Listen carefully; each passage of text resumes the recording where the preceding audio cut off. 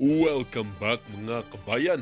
Nagbabalik po muli ang inyong lingkod upang magbigay sa inyo ng mga bago at nagbabagang mga balita. Tila ba naging mainit na usapin ang isyong ito sa mundo ng social media? Isang kontrobersyal na balita ang umuugo ngayon sa palasyo matapos matuklasan ang Oplan Ayuda ni Kuting ay isang lihim na kampanya para sa darating na halalan. Ang Oplan Ayuda na pinangunahan ni Pangulong Kuting ay isang propaganda or programa na naglalayong magbigay ng tulong sa mga mahihirap na sektor ng lipunan. Ngunit ayon sa mga bagong impormasyon, lumitaw na ito pala ay isang paraan upang itaas ang tsansa ng Pangulo na ito sa susunod na eleksyon.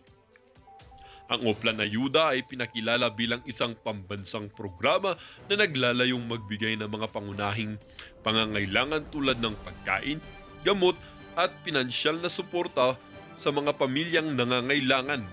Ayon sa mga tagapagsalita ng palasyo, layunin na programa na makatulong at pagbangon ng ekonomiya at pagsigurong walang Pilipinong maiiwan sa laylayan ng lipunan.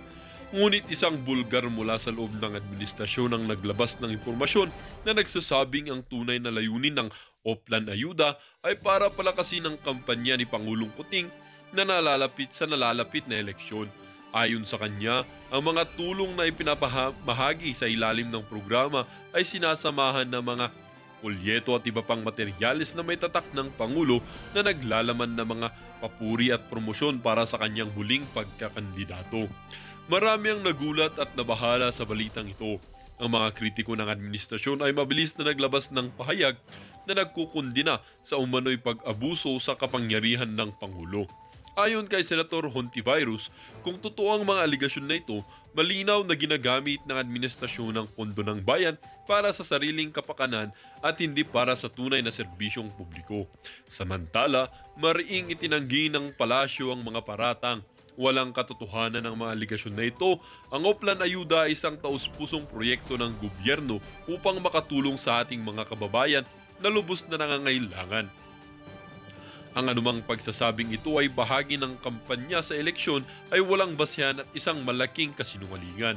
Habang patuloy ang investigasyon sa issue, malinaw na ang kontrobersyang ito ay nagdulot ng malaking dagok sa imahe ng administrasyon ni Pangulong Kuting. Ang tiwalas ng publiko ay muling nasusubok at ang katarungan ng integridad at tunay na layunin ng mga programa ng gobyerno ay muling nabubuksan. Sa kasalukuyan, hinihintay ng bayan ang magiging resulta ng investigasyon.